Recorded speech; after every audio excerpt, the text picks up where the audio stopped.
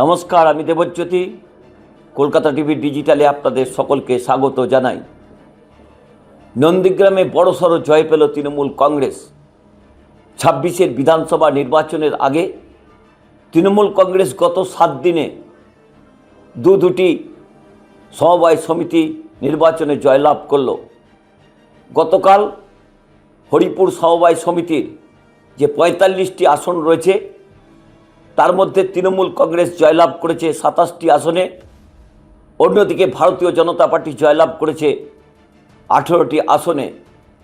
এই সমবায় সমিতি হাতে রাখার জন্য গত কয়েকদিন ধরে শুভেন্দু অধিকারী নন্দীগ্রামে ছিলেন, কিন্তু সেই নন্দীগ্রামে বারবার ভারতীয় জনতা পার্টির পরাজয় অত্যন্ত রাজনৈতিকভাবে গুরুত্বপূর্ণ। সামনের বিধানসভা নির্বাচন, সেই বিধানসভা নির্বাচনের আগে তৃণমূল কংগ্রেস পরপর দুটি সমবায় সমিতি নির্বাচনে জয়লাভ করার পর রাজনৈতিকভাবে যথেষ্ট অক্সিজেন পেল।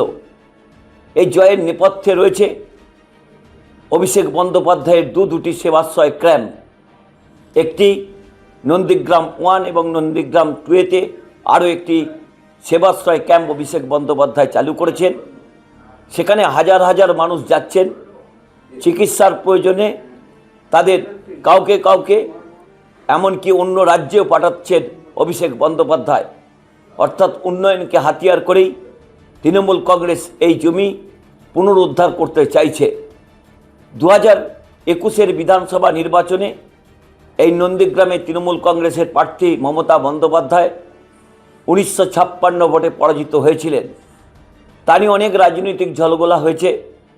সেই রায় এখন আদালতে, কিন্তু এখনও পর্যন্ত বহুদিন অতিক্রান্ত, প্রায় ৫ বছর, এখনও পর্যন্ত সেই নন্দীগ্রামে মমতা বন্দ্যোপাধ্যায় জিতেছেন না শুভেন্দু অধিকারী জিতেছেন, তার ফলাফল কিন্তু নিশ্চিত হয়নি। ২৬-এর বিধানসভা নির্বাচন দোরগোড়ায়।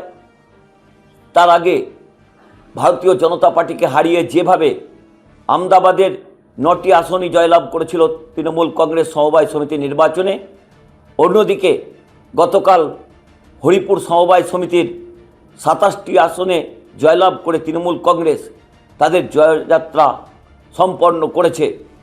আগামী ২৬-এর বিধানসভা নির্বাচনের আগে আরও বেশ কয়েকটি সমবায় নির্বাচন এখনও নন্দীগ্রাম 1 এবং 2-তে বাকি আছে।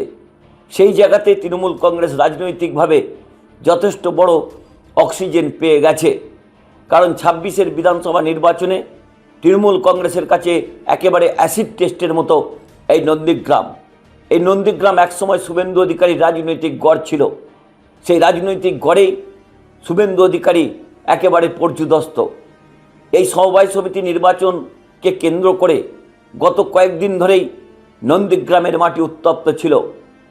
গত পরশুদিন এই সমবায় সমিতি নির্বাচনের আগের রাতে তৃণমূল কংগ্রেসের অভিযোগ, ভারতীয় জনতা পার্টি তাদের আশ্রিত গুন্ডাদের দিয়ে ভোটারদের ভয় দেখানো, ভোটারদের মারধর করে তাদের হাত ভেঙে দেয়া, পা ভেঙে দেয়া, মাথা ফাটিয়ে দেওয়ার মতো ঘটনা তারা ঘটিয়েছেন।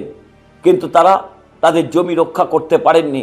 অর্থাৎ সেই জায়গাতে তৃণমূল কংগ্রেস অত্যন্ত উচ্ছ্বাসিত এবং এখানে সাধারণ ভোটাররা তারা মনে করছেন মমতা বন্দ্যোপাধ্যায়ের নেতৃত্বে যে সরকার চলছে, অভিষেক বন্দ্যোপাধ্যায় যেভাবে এখানে সেবাশ্রয়ের 2টি ক্যাম্প করেছেন, তাতে নন্দীগ্রামের একেবারে পিছিয়ে পড়া মানুষরা অত্যন্ত গুরুত্ব পাচ্ছেন এবং উপকৃত হচ্ছেন।